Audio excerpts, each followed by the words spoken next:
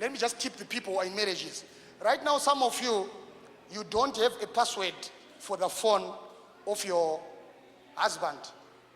No, you know what was the problem? You entertained it in the beginning, so it grew. So these advisors were just telling the king, if you entertain this, it will be established as a system.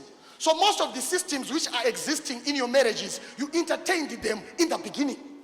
So the first day, you must establish a law. No, we are one flesh, one soul, one spirit, no secret, no password. And for your own information, once there is a password, there is a girlfriend. Full stop.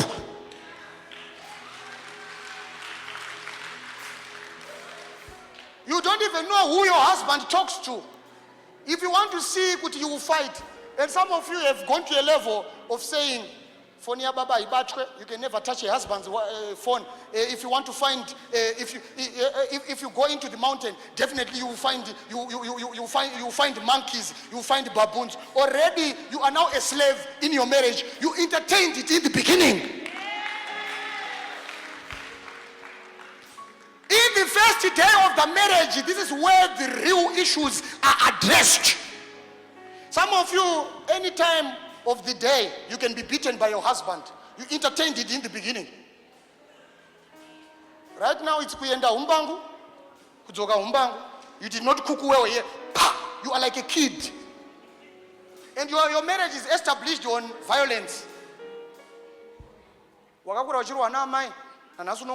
grew up being beaten by your mother, Namanj. And you are a mother. You grew up being beaten by your mother. You are now a mother, still being beaten. You entertained the abuse. The day you were beaten, you were supposed to have an action. What were you going to do? You were going to ask people who know, what should I do in such kind of a situation? Right now, it's been 34 years living with a man who beats you. And sometimes you get beaten in front of your children. That is why your children are violent. They learned it from you. Imagine you see a mother you respect being beaten. You respect your mother, you honor your mother. You see her being beaten. Will you honor a student at school?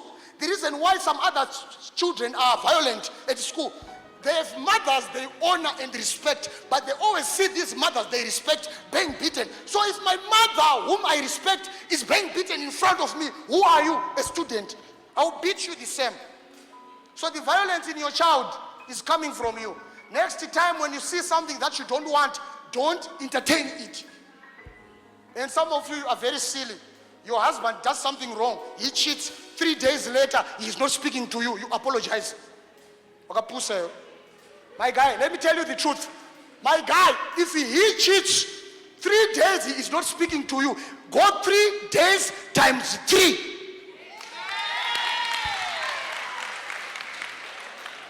Men are very clever. They feel like, they act like they are not feeling it. They'll be feeling it. So you don't say anything stubborn.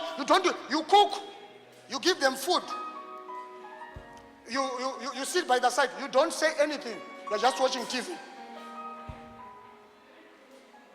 Zip your mouth. You don't die. Remember when you were a bachelor. I want to ask you, there are people here who once lived on their own. Do you realize with the 7 days you were alone, you never spoke? You're not hearing me. You stayed on your own for 7 days. On those 7 days, you never spoke because you can't speak to yourself. According to our understanding, anybody who speaks to himself is mentally disturbed. When you are not. So once you live alone, if you spend 7 days without seeing anybody, for those 7 days you never spoke. So why is it 3 days is difficult? If he goes for 3 days, stretched to 9 days. Show him what I don't like this. Imagine your problem after he cheats, you are the one who apologizes. He will continue cheating because he knows good. He will apologize. Don't entertain rubbish. Anything that you respond like you don't care is a system that will be established in your marriage. Anything you entertain. And he knows this one, I know what to do. I will just go for 3 days. Silence. She will come and kneel down.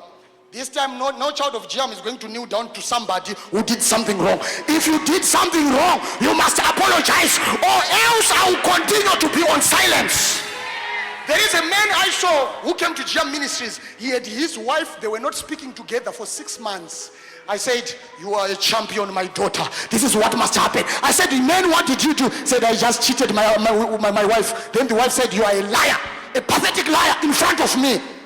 I said, yes, speak. Said, Father, this guy has been cheating me from day one. Said, you are lucky that your wife didn't cheat you. You must stop this. And I myself in front of the wife did not entertain it. Because I knew that if I entertained it, my daughter was going to be in trouble. She would have teaching it. I said to him, you are a very stupid guy. You have a very beautiful wife like this. They will take her. And he was like, I wanted to tell him rubbish. Let's clap hands for Jesus. So the wise men said,